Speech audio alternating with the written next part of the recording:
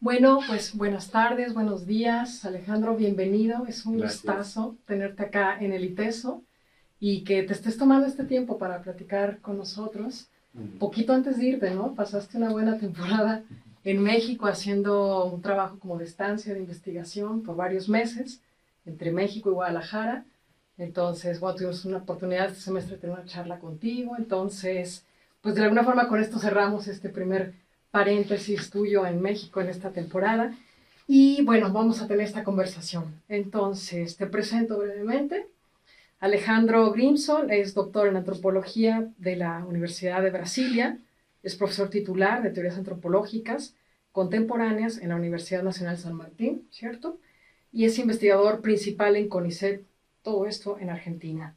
En esta misma universidad ha sido director del doctorado en antropología social y director del colegio doctoral y ha sido también decano del Instituto de Altos Estudios Sociales de la UNSAM. Y algo como muy importante para anotar en este momento, porque va a tener que ver con parte de nuestra charla, es el premio de NASA 2012 por el mejor libro iberoamericano, titulado Los Límites de la Cultura, que es un texto además súper importante para nosotros porque revisamos bastante y lo problematizamos en clases.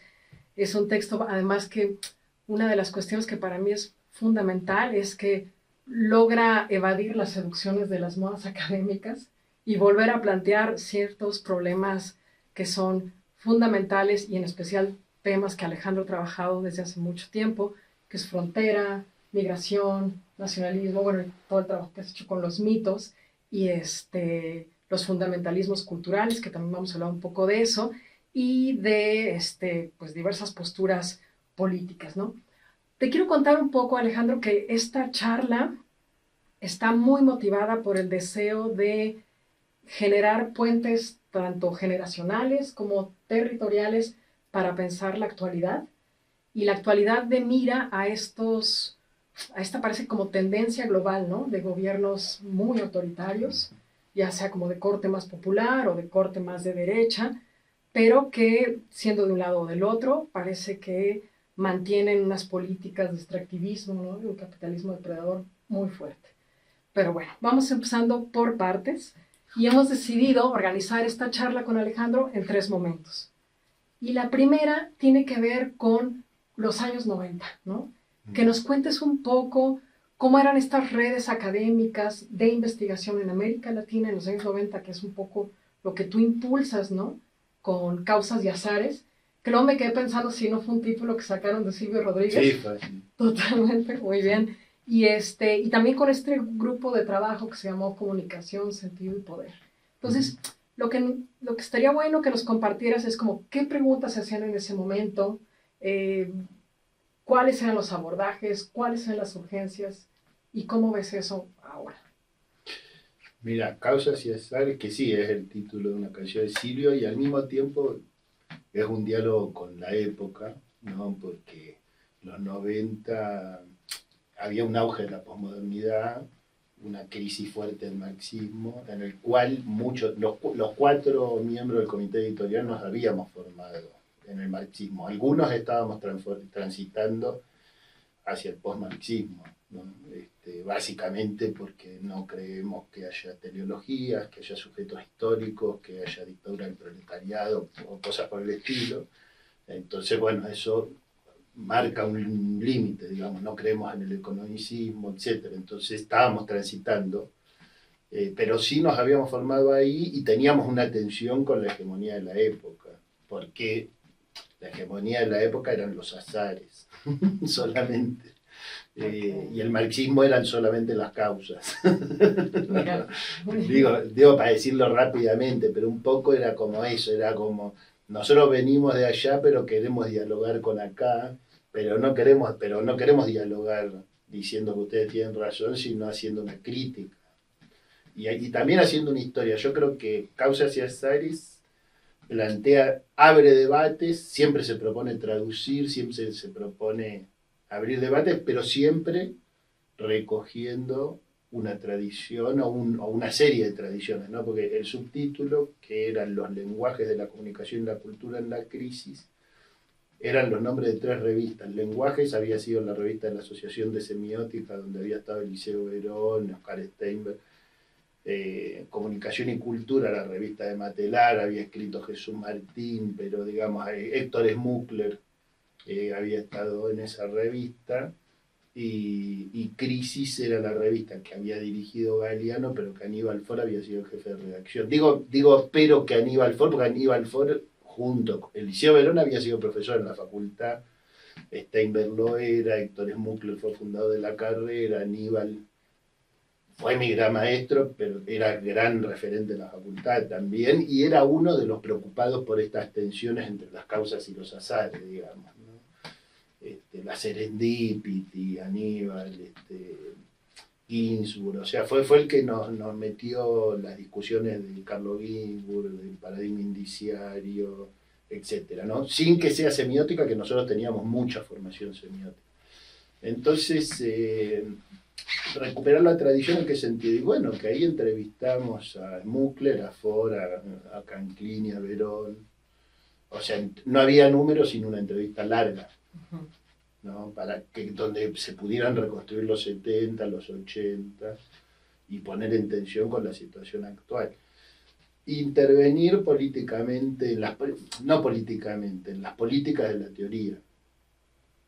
O sea, yo me acuerdo que en el año, o sea, en el 94 sacamos el primer número y yo había escrito un artículo que se llamaba Identidades fragmentadas en la globalización, pero había un problema que era que queríamos traducir un artículo de los debates contemporáneos de los estudios culturales, pero ya no llegábamos. Entonces yo me agarré y escribí un segundo artículo que se llamaba algo así como Estudios culturales, notas sobre el debate actual, que era sobre Morley, Fichte, Hall, etc.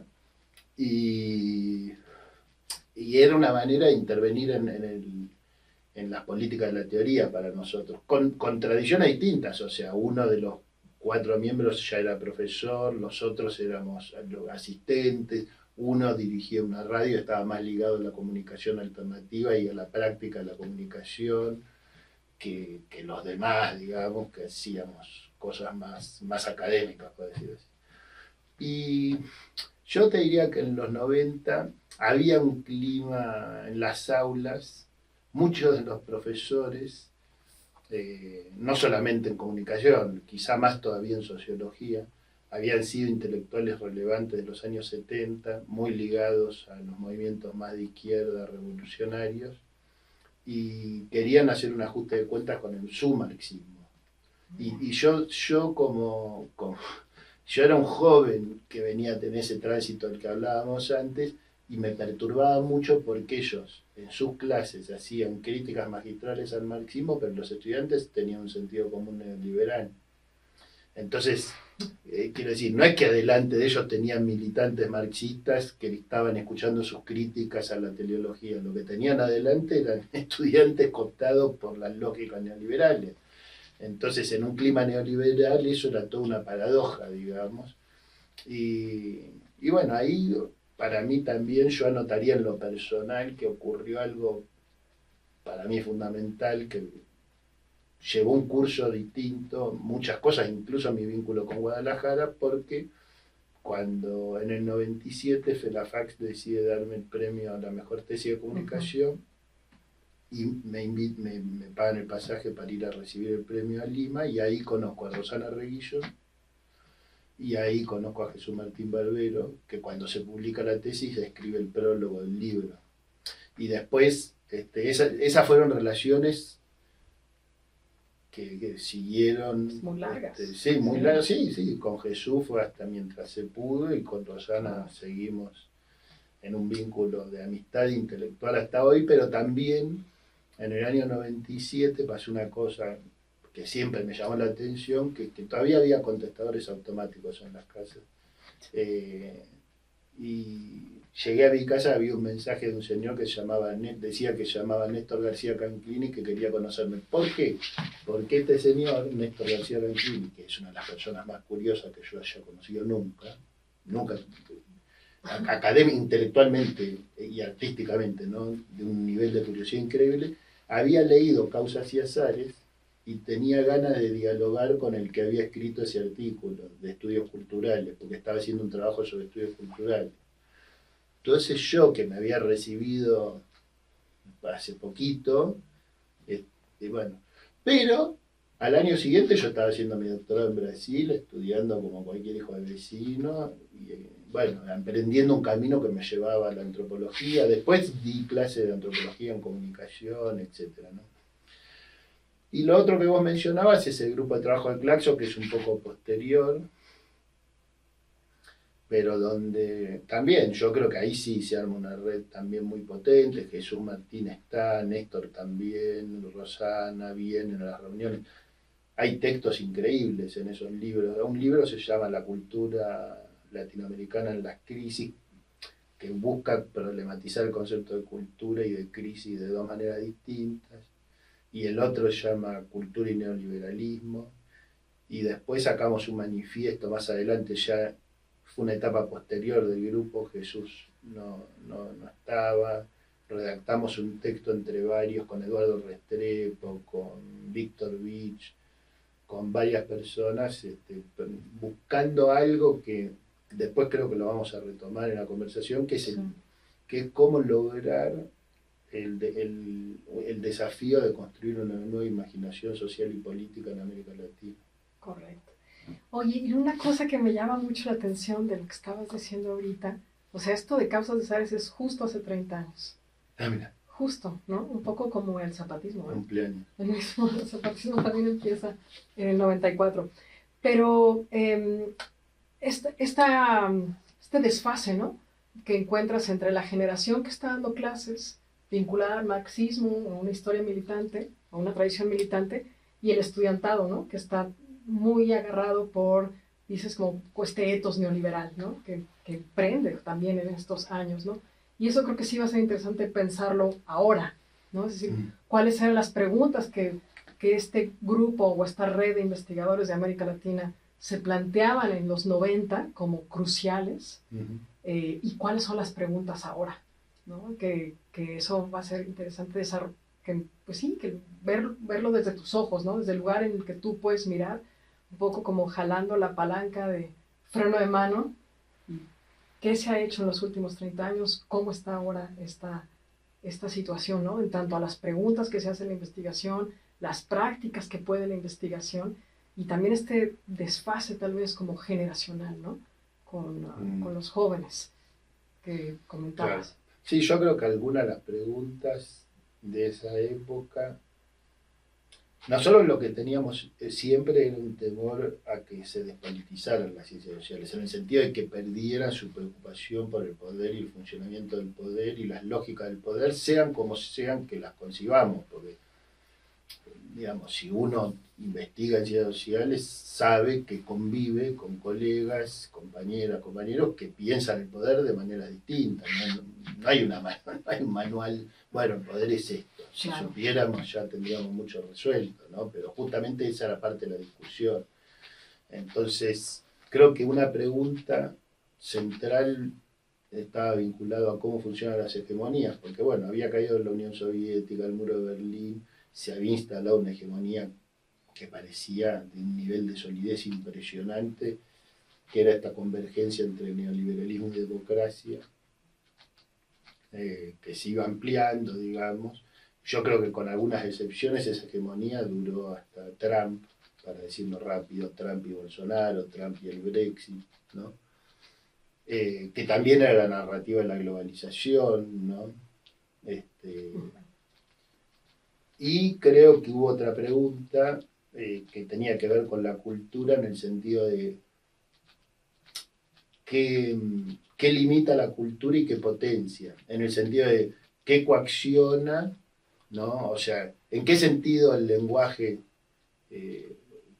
permite decir o no ciertas cosas y cuáles son las creatividades o la zona de creatividad que hay ahí. Eso lo diría en términos más generales, un poquito más de estas redes, ¿no? de distintos países. o sea, no lo digo como algo en primera persona solamente, en una primera persona del plural. Sí. Ahora, en el singular sí creo que yo tenía algunas obsesiones que era pelearme con las modas de la globalización, en el sentido de, bueno, no solo, bueno, mucha gente se peleó con el fin de las ideologías, etcétera. Yo me peleé particularmente con el fin de las fronteras y con el fin de las naciones, ¿no? Y creo que el tiempo me dio la razón, o sea, no sé, quizá parece medio vanidoso, pero o sea, si lo que hoy hay son más nacionalismos que antes, o sea, lo que pasa es que eso, digamos, en el sur se veía, en el cambio de siglo se veía, porque los sistemas de exclusión social del neoliberalismo producían que, por lo menos en países como el caso de la Argentina, algunos de los reclamos se hicieron en términos de un nuevo nacionalismo que es yo como argentino tengo derechos. No me pueden dejar afuera, no me pueden dejar al margen, no pueden borrar de un plumazo lo poco o mucho que hubo de estado de bienestar acá, ¿no? Porque algo hubo, o sea, hubo escuela pública masiva, uno de los países más alfabetizados de América Latina en ese momento, hubo un sistema de salud pública que funcionaba, etcétera. Entonces, a fines de los 90, a principios de los 2000, y había 24% de desocupación abierta y 24% de subocupación en la Argentina, en el año 2001 cuando explota la crisis. Esa era la Argentina. Y la reivindicación contra eso se hace con las banderas nacionales. Era la única bandera que se mostraba como bandera general de la movilización. Pero eso es un fenómeno que, claro, los estudiosos europeos del nacionalismo ni siquiera no lo registran, porque ellos dicen que la nación la crea el Estado. ¿Y cuál fue el Estado de la India que creó la nación? Si la nación la creó la movilización de Gandhi contra los ingleses, ¿no? Pero hay una nación contra el imperio, ¿no? O sea, ¿cómo es la guerra de Argelia? ¿De dónde salieron las luchas africanas de liberación nacional? ¿No? Entonces, bueno, había un montón de discusiones para poner ahí, también para decir, disculpen, pero las fronteras no son lo que ustedes piensan. Ustedes están diciendo que no hay fronteras, ¿será que están mirando solo las dinámicas del capital? Porque para la gente hay cada vez más fronteras. Claro, totalmente. Y algunas de esas fronteras se convierten en cementerios como el Mediterráneo. Sí, o el desierto. Sí. Ahora están todos diciendo eso, pero bueno, gastaron ríos de tinta diciendo lo contrario, ¿no? Oye, y eso nos lleva al segundo momento de la charla, que tiene que ver con los límites de la cultura. Que parece que esto es una numeralia, ¿no? Que justo este año son 12 años de los límites de la cultura. Y releyéndolo para esta charla, me sorprendía mucho encontrar cosas muy vigentes, ¿no? Como esta emergencia de los fundamentalismos culturales, el reforzamiento de las fronteras, la proliferación de las fronteras y la sofisticación de las fronteras, ¿no? A 12 años, ¿qué preguntas crees tú que son vigentes o que podrían recolocarse desde los límites de la cultura, desde lo que tú trabajas allí? Sí, creo que un poco lo que vos decís está vigente. Los límites de la cultura surge como un proyecto porque yo, teniendo conversaciones con algunos colegas, amigos, etcétera, me doy cuenta de que hay cosas que yo traté de decir en mi tesis doctoral, que no era tan conocida y tal, y que no se habían entendido, porque también eran estas cosas que hacemos los antropólogos, bueno, una etnografía de un lugar.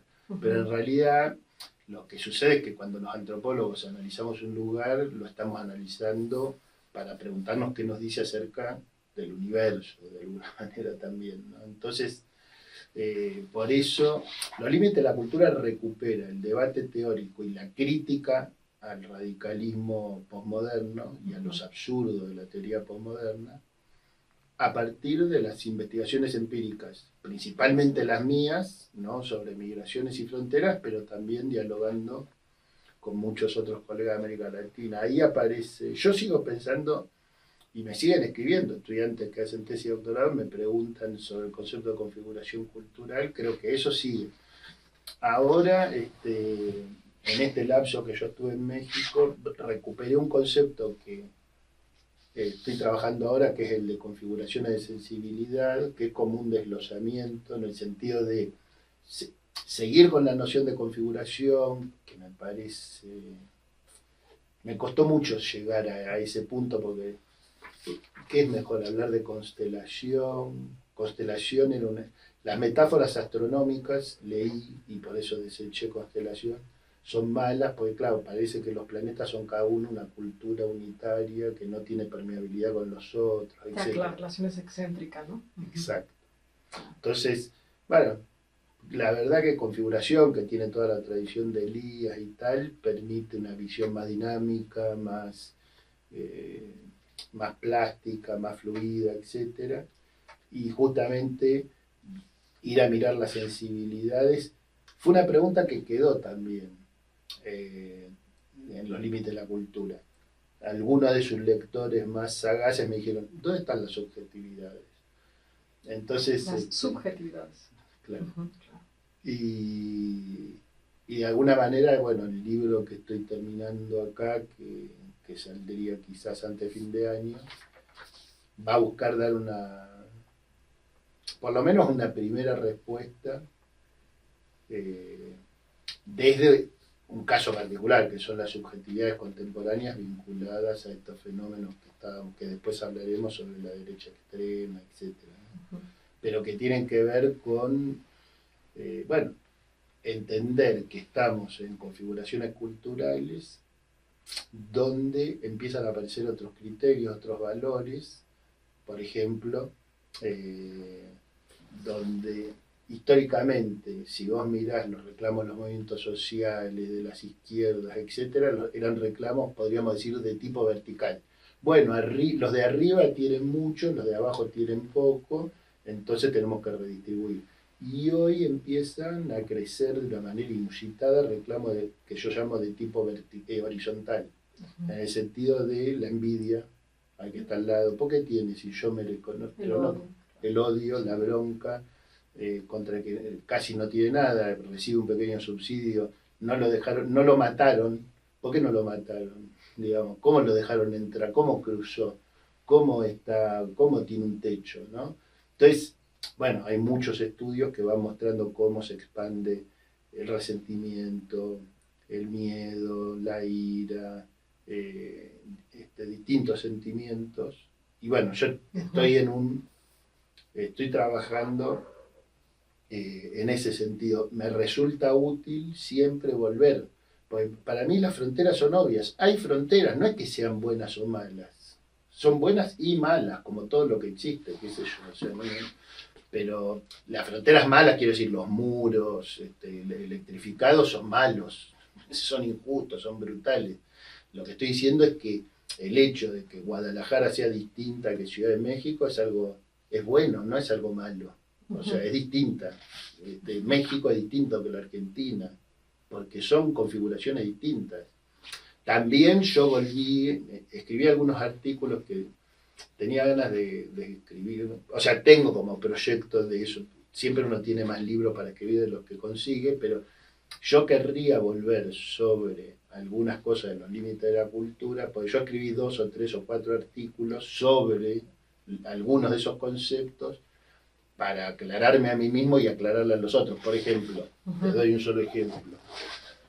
Las configuraciones culturales no son algo que hay en la realidad, no es que yo voy caminando y veo configuraciones, claro, sino que es un instrumento heurístico, claro. O sea, es un concepto que me puede resultar útil en ciertas circunstancias, si yo quiero analizar ciertas cosas. ¿Qué cosas? Heterogeneidades, conflictos, poderes, lenguajes compartidos, exclusiones, etcétera. Entonces me puede resultar útil en esos casos. No es que sea lo que yo estoy viendo, no es algo que existe, ¿no? Entonces, bueno, ese tipo de cosas me gustaría tener tiempo para volver así, retomar algunas de esas cosas y de las cosas que estuvimos conversando también cuando estuve en el ITES. Oye, porque también esto que estás trabajando ahorita de configuraciones de sensibilidad está relacionado con algo que trabajas en un texto posterior sobre Argentina y sus fantasmas, que tiene que ver, tú ahí lo nombras como experiencia traumática, experiencia histórica, ¿no? Es decir, como que encima de una, o en relación Ujú. con estas configuraciones culturales, con estas como dimensiones objetivas de la realidad, está una experiencia de historia, ¿no? Que a veces, Claro. y en un momento dices en ese texto, ¿no? Que hay momentos en que esa experiencia histórica va más allá de los dispositivos, por ejemplo, de gubernamentalidad, Claro, ¿no? exacto. ¿Eso tiene que ver con esto que estás trabajando ahora de sensibilidad? ¿Lo Totalmente. relacionarías? Sí, totalmente, porque, digamos, el argumento es el siguiente. Por ejemplo, Hobsbawm, en Naciones y Nacionalismo de 1780, dice, bueno, el Estado construye la nación. Es siempre algo top-down. Entonces, de ahí hay muchos que derivan. Si el Estado construye la nación y el Estado en muchos países del mundo se está debilitando por la globalización, porque los millonarios se van a pagar impuestos a los paraísos fiscales, porque los neoliberales le bajan todos los impuestos a los millonarios y el Estado no tiene plata para hacer nada, etcétera, etcétera, etcétera, porque existen las bitcoins, etcétera. Si no hay Estado, bueno, no es que no hay Estado, pero si los Estados están debilitados, entonces las naciones, que son su consecuencia, se debilitan. Yo digo, no, no es así. Porque la nación fue construida de abajo o desde el Estado, de algún lado. Este sillón también alguien lo construyó, pero el que lo construyó se fue y el sillón quedó. Y este edificio alguien lo construyó y fue construido y está acá y lo golpeas ahí, si querés pasar, bueno, no vas a poder pasar, tenés que pasar por la puerta. Entonces, ¿qué quiero decir con esto? Las naciones existen, no es que me gustan, no me gustan. ¿Qué es lo que sucede en algunos casos? Que hay experiencias que atraviesan a todos los habitantes de una nación, como puede ser, por ejemplo, casos muy extremos, te digo, una guerra, o el triunfo del Mundial de Fútbol, si el fútbol es importante en ese país, por ejemplo, o una hiperinflación, porque si vos vivís en un país con hiperinflación, es imposible que esa experiencia no te toque. Ahora, lo que yo digo en ese texto que vos referís es, fíjense la paradoja, hay experiencias disgregadoras, porque una hiperinflación o una guerra son procesos de disgregación, que están unificando. Claro que cohesiona todavía. Cohesiona, ¿por qué? Y porque lo tenemos en común. Claro. Es algo en común. No es algo que...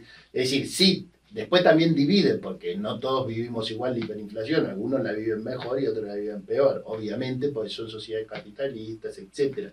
Pero igual es una experiencia compartida. Claro. Es un sufrimiento compartido. Yo vi cómo las clases populares vivieron la hiperinflación y vi cómo las clases medias la vivieron. Y no es que las clases medias altas estaban felices con la hiperinflación. Cancelaban un montón de consumo porque no podían, no había manera. Entonces digo, es una experiencia ¿cómo es? Terrorífica. Aterrorizante. Sí, aterrorizante que es común. Y entonces hay una cosa paradojal que es, ¿puede construirse comunidad a través de un trauma? Y ahí aparecen toda una serie de cuestiones que tienen que ver con también trabajar a las derechas extremas y pensar cuáles de ellas emergen claro. de la susceptibilidad o la irritabilidad. Del daño, ¿no? Histórico, sí. Oye, y eso nos lleva a este tercer momento, ¿no? Que, a ver, cuando yo estudié literatura y hablábamos de los proyectos nacionales en literatura, pues eso como que había quedado fuera de moda, ¿no? Eran, sí, literatura del siglo XIX, principios del siglo XX, y después los temas ya son otros, ¿no?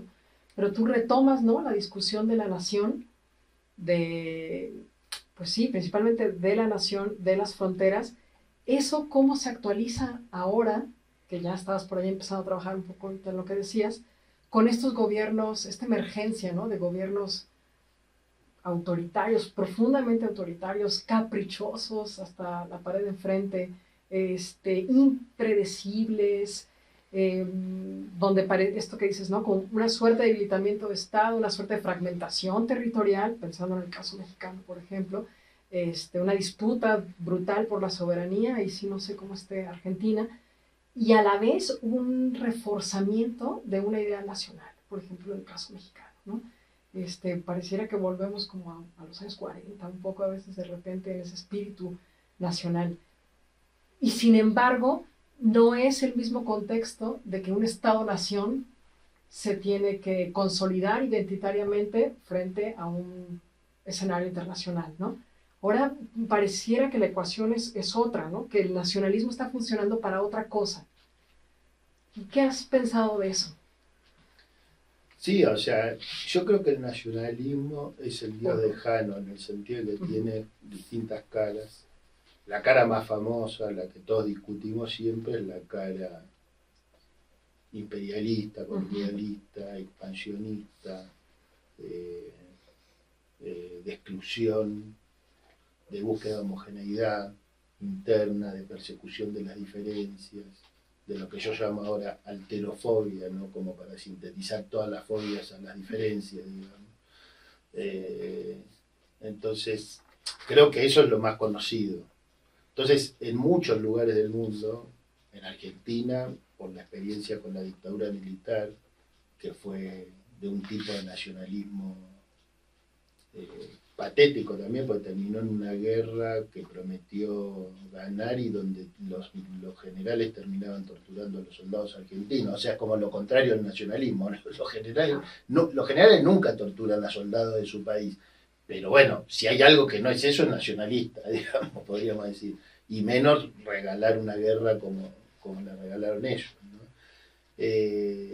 Entonces, en la Argentina genera fobia la palabra nación. Hay mucha gente de la generación anterior a la mía que dice, yo escucho la palabra nación, me meto abajo de la cama, porque veo a los militares represivos que vienen a hacer terrorismo de Estado. Pero después los movimientos sociales, en la década del 90, en Argentina, cuando ya habíamos entregado todo el patrimonio nacional, el petróleo lo regalamos los aviones, regalamos todo, los movimientos sociales empezaron a manifestarse a fines de la década del 90 con banderas nacionales, por esto que te decía, que es, bueno, esto es una forma de exigir inclusión, de exigir que como ciudadano de una nación tengo derechos, que es otra acepción de la nación que existe, tiene una larga historia, está en Nosotros y los Otros de Todorov, aparece. Es decir, la nación, la nación identificada con el pueblo contra el rey, contra el dictador, contra el poder autoritario. La nación como ciudadanía, como pueblo, ¿no? O la nación, también dice Todorov ahí, como amor a lo propio, como que sí, te gusta más, o puede no gustarte más, pero puede gustarte más la comida de tu país que la de otro país, el arte de tu país que la de otro país, la música tuya. O sea, ese amor a donde naciste tiene una forma que puede ser de nacionalismo cultural, que no necesariamente tiene una correlación inexorable con el nacionalismo expansionista nazi o de ese tipo, ¿no? Para nada. Ahora, dicho esto, la derecha extrema, especialmente en los países del norte, está viendo cómo redefinir el demos. ¿Qué quiere decir el demos? Decimos democracia, pero ¿cuál es el demos? O sea, ¿quién decide? ¿Quién gobierna? ¿Qué es el pueblo? Entonces, Alternativa por Alemania, o sea, la ultraderecha neonazi en Alemania, ¿qué propone? Sacarle la ciudadanía a alemanes que ellos consideran que son alemanes dudosos o cuestionables porque son hijos de no alemanes, porque no nacieron alemanes, por alguna razón. Eso produjo la movilización más grande que hubo contra la derecha extrema en Alemania hace unos meses atrás, sí, ¿no? Pero quiero decir, es un ejemplo. Claro. Pero ¿qué es lo que ellos proponen? A diferencia de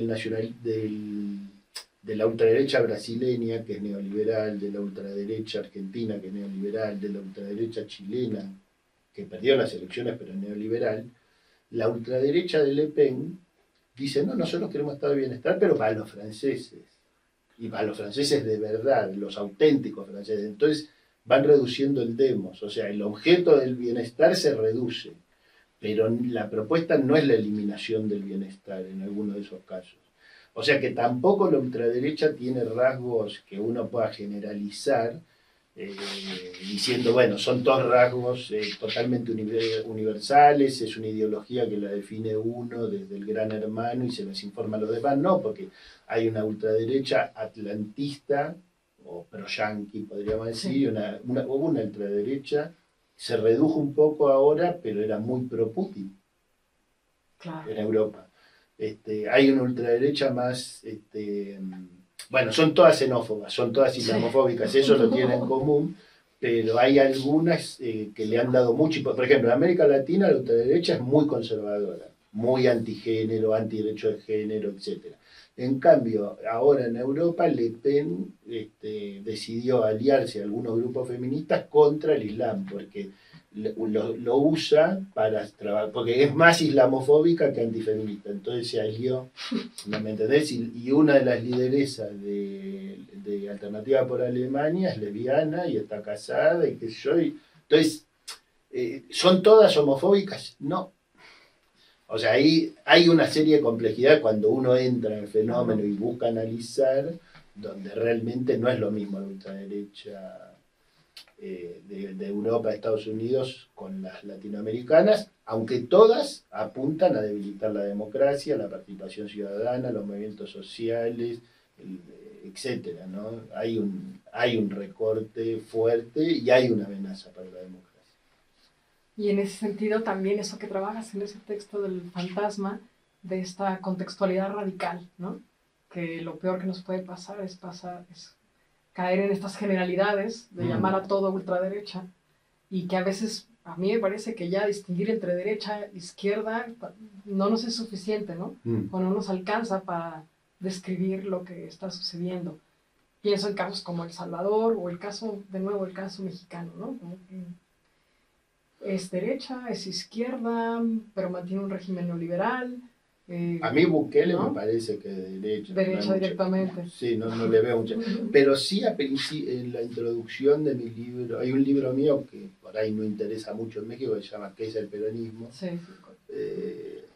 Que salió en 2019, y en la introducción yo planteo que uno de los problemas, que relacionado con esto que vos mencionás, es que cuando queremos analizar la política, nos preguntamos esto, que vos criticás, ¿no? ¿Es de izquierda, de derecha? ¿Cómo se ubica en la línea que va de izquierda a derecha? Y yo digo, la política no es lineal, es volumen. ¿Qué quiere decir? O sea, es un cubo que además tiene una cuarta dimensión. ¿Por qué? Porque yo creo que una pregunta puede ser si es de izquierda o de derecha. Por ejemplo, en el caso de Trump está a la derecha de Biden, no tengo dudas de eso. El PP español está a la derecha de Pedro Sánchez, eso no tengo duda.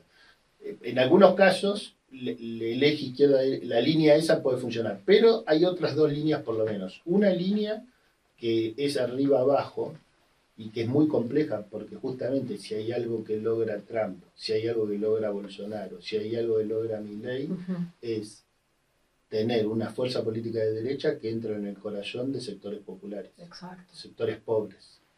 Entonces, la idea de la homologación entre izquierda y abajo, que fue histórica, para mí nunca funcionó. O sea, si vos mirás la historia, nunca funciona. Porque el nazismo también tuvo el apoyo de sectores populares. Pero es una segunda dimensión de la política. La tercera es la relación entre dogmatismo y pragmatismo.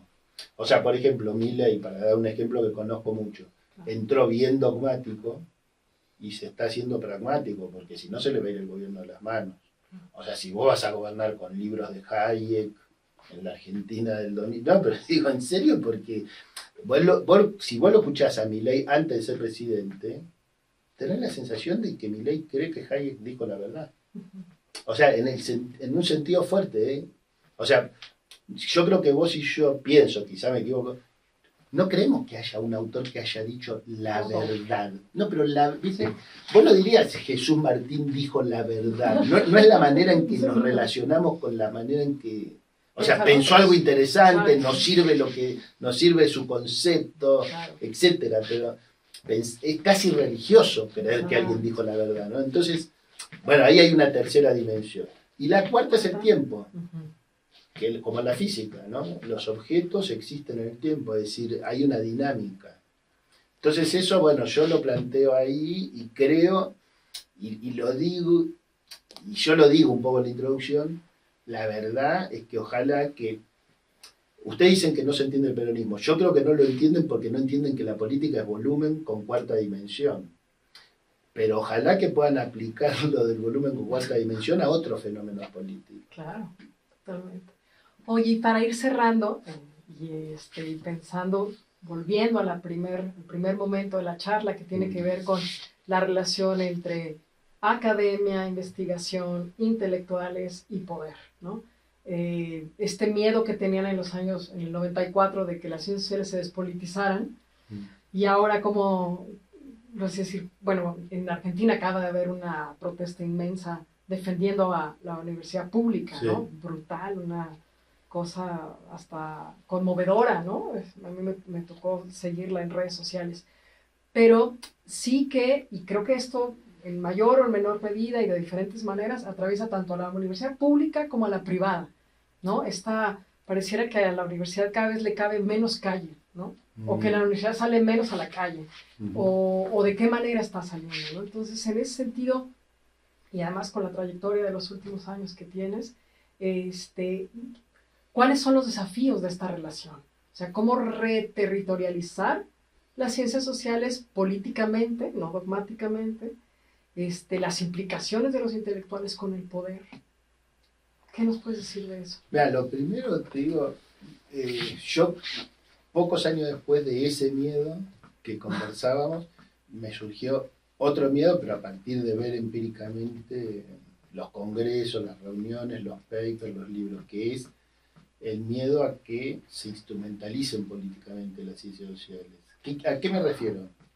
A que se pretenda demostrar una supuesta verdad con la finalidad de los efectos que podría tener esa supuesta demostración, ¿no? Entonces, yo estoy en contra de la xenofobia, vos también. Entonces, decimos que en México es el peor país en xenofobia del mundo. ¿Por qué? Porque creemos que si decimos eso, vamos a lograr que se reduzca la xenofobia en México. Pero eso no son ciencias sociales. Es decir, primero que estaríamos equivocados, porque no podemos decir disparates, porque México no es el peor país en términos de xenofobia del mundo. Hay países que son mucho peores porque son violentos, tienen campo, o sea, hacen cosas terribles con los inmigrantes. Pero yo creo que las verdades empíricas, es decir, aquello que realmente podemos encontrar, podemos entender, podemos comprender y no comprendíamos, aquello que nos permite desplazar la mirada, descentrarnos, dejar de mirar como mirábamos, empezar a mirar distinto, a ver otras cosas, ampliar la imaginación, eso nos permite generar nuevos instrumentos. ¿Por qué? Porque si uno instrumentaliza las ciencias sociales, las instrumentaliza para la política realmente existente. Y la política realmente existente está muy vinculada al mundo realmente existente y a las injusticias del mundo realmente existente. Si uno quiere mantener viva la idea de que haya un mundo más igualitario, más democrático, más justo, con más diversidades, uno necesita decir, bueno, sí, hoy prefiero que gobierne este a que gobierne el otro. Digamos, esa es la vida de uno como ciudadano. ¿Qué preferís que gobierne, este o el otro? Pero como intelectual público, como intelectual comprometido, como científico de sociedad comprometido o científica de sociedad comprometida, yo creo que siempre uno la pregunta que tiene es ¿cómo puedo contribuir con mi trabajo para no seguir mirando de la misma manera en que venimos mirando? Porque si no, no tiene mucho sentido. Salvo que sea para anotar algo en un currículum o cosas así, pero eso no es trabajo intelectual, eso es trabajo burocrático, administrativo, sindical, digamos. Eso es la sindicalización del trabajador universitario, que es otro tema, digamos, pero digamos, si a uno le gusta esa frase de que no se trata solo de comprender el mundo, sino tratar de transformarlo, y no se transforma anotando nuevas líneas en los currículums, se transforma ampliando la propia imaginación intersubjetivamente para intentar que también el poder con mayúscula se vea interpelado y compelido a transformar los sentidos de la justicia. Buenísimo. Pues muchísimas gracias, Alejandro, por esta charla y muchísimas gracias aquí a todo el apoyo de LABCA del ITESO y pues seguimos conversando. Gracias. Hasta luego. Hasta luego. Hola, ¿qué tal? Buenos días, Alejandro, es un gusto tenerte de nuevo acá, ahora de Un manera gusto para mí. telemática en el ITESO. Y la verdad es que se nos ocurrió hacer esta suerte de posfacio a la entrevista que iniciamos, es como continuar una conversación, la entrevista Ajá, que iniciamos en junio, ¿no? Entonces han sí. pasado casi 6 meses de entonces.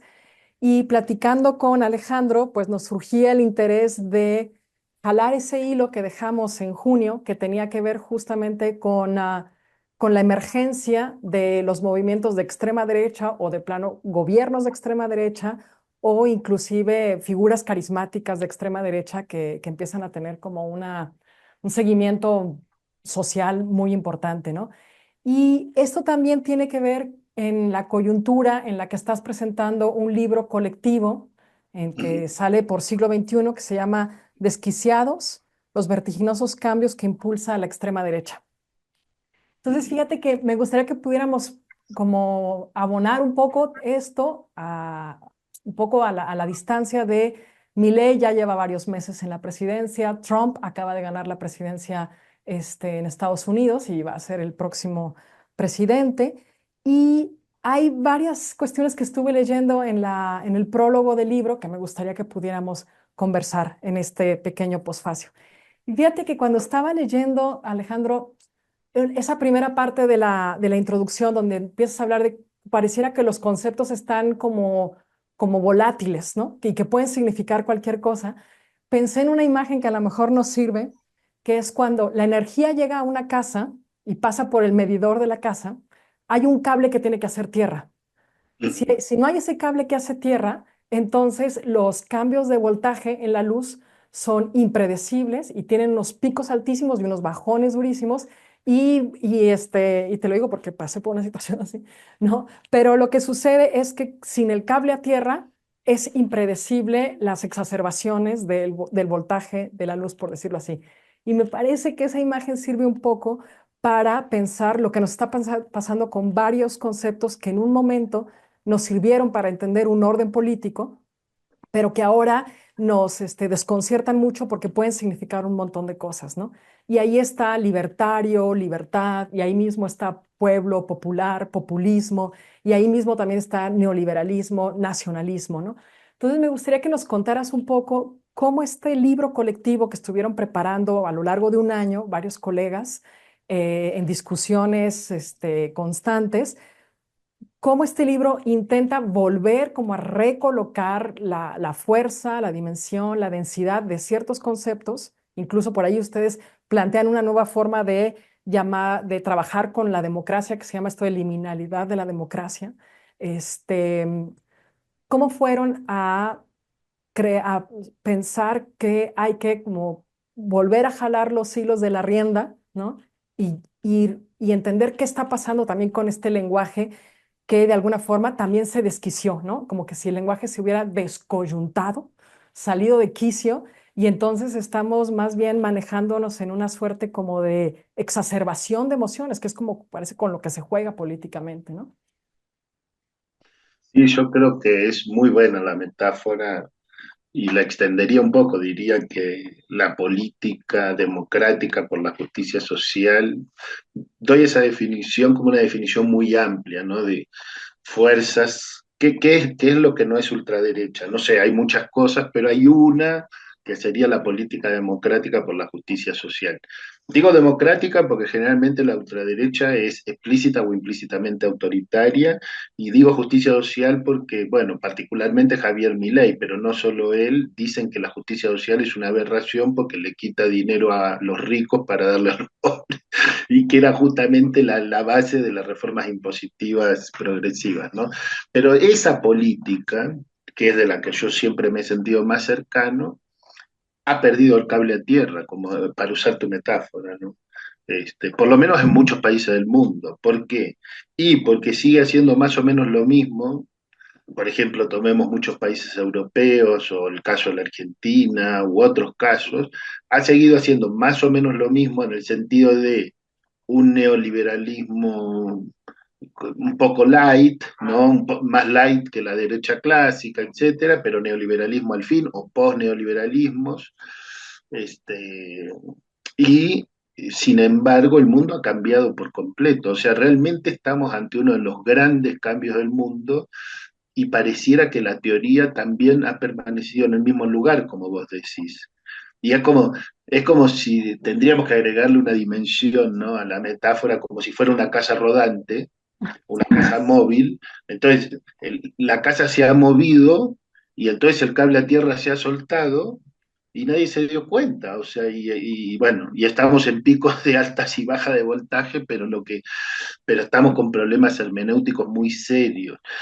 Y no, digamos, dicho así, parece, alguien lo puede interpretar mal, ¿no? Como si un problema hermenéutico fuera, bueno, qué sé yo, un problema de segundo orden. No, pero ¿cómo se cambia algo si uno no lo entiende? Y realmente lo digo, o sea, yo creo que los libertarios en el sentido de anarcocapitalista, como autopercepción lo digo, porque yo no creo en esa categoría, pero ellos están cuestionando ya no solamente el estado de bienestar, sino que están cuestionando la soberanía estatal y están cuestionando, están planteando la posibilidad de que los poderes económicos y el ejercicio de la violencia no tengan la mediación de la política. Vos fíjate esto que te acabo de decir.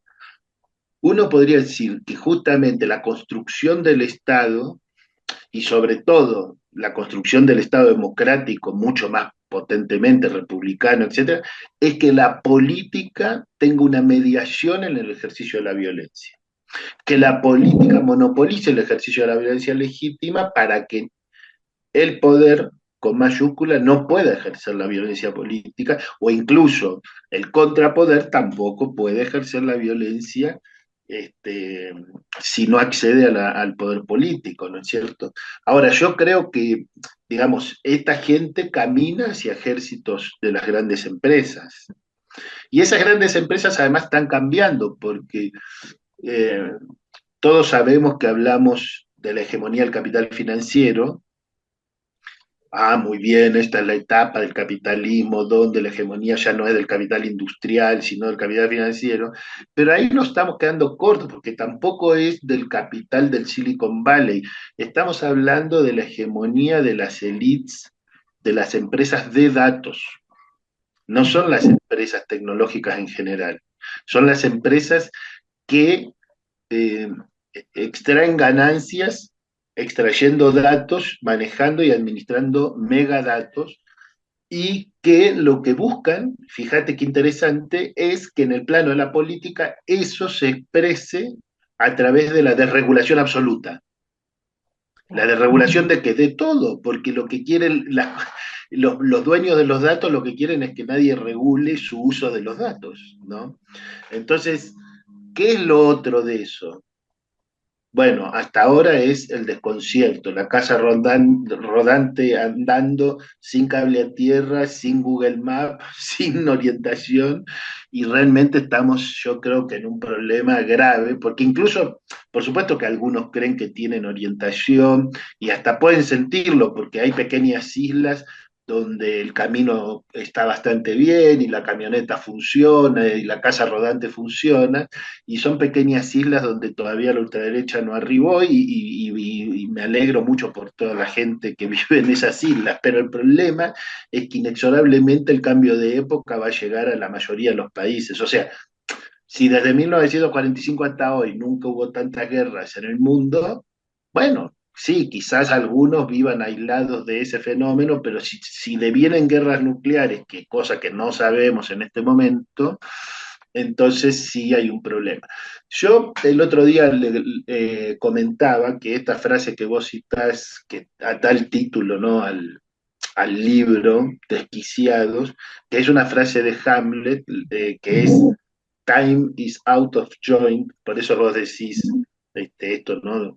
Dislocado, ¿no? La dislocación por out of joint, pero que, bueno, Derrida discute una serie de traducciones y para decirlo brevemente, diría, el mundo está fuera de quicio, según la frase de Hamlet y la mayoría de las traducciones, pero como se rompió la articulación, ¿no? Que es esto de out of joint, se rompió algo, se rompió el brazo, entonces el mundo está dolorido y según esta última traducción que le encanta a Derrida, el mundo está deshonrado.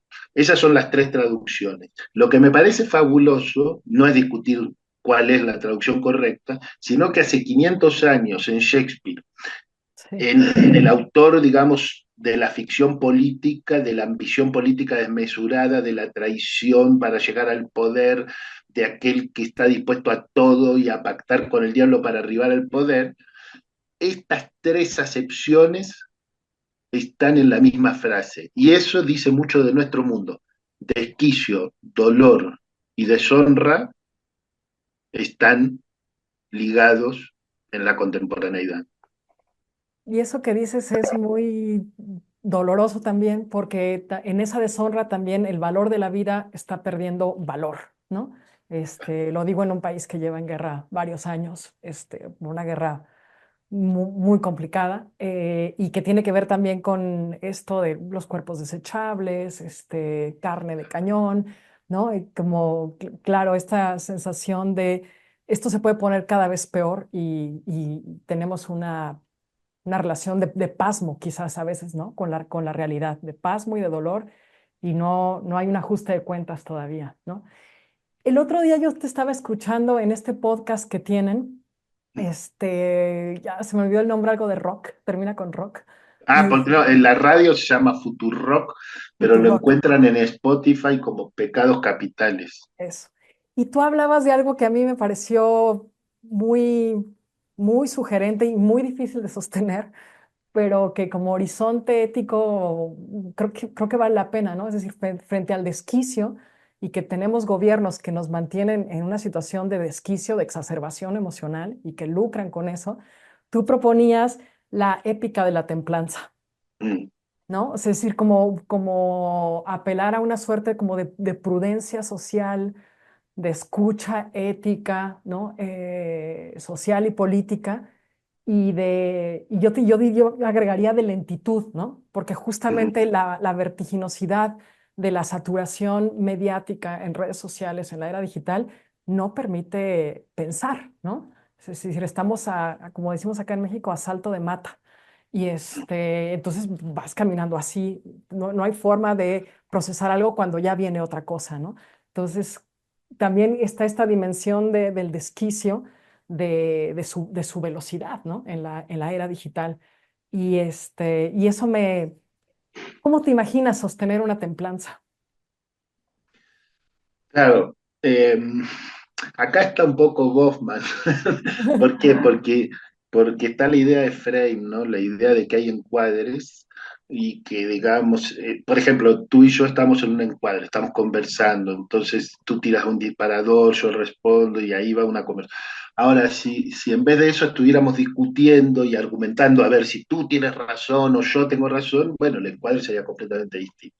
Lo que yo estoy diciendo, por lo que vi, ¿no? Lo que vi en Argentina, ya casi va a ser un año es un año casi ya de gobierno de Milei, es que ellos están proponiendo una serie de encuadres. Dentro de esos encuadres hay una serie de provocaciones cotidianas, o sea, realmente sí manejan de manera muy hábil, muy perversa también, la comunicación y la agenda mediática, diciendo frases disparatadas, pero entonces todo el mundo queda discutiendo esa frase disparatada en un país que tiene 50% de pobreza y que no estaba acostumbrado a tener 50% de pobreza. Entonces estamos discutiendo si Milei hizo esto o lo otro, cuando fue al G20 le guiñó el ojo a uno o al otro, o insultó a la esposa de Pedro Sánchez.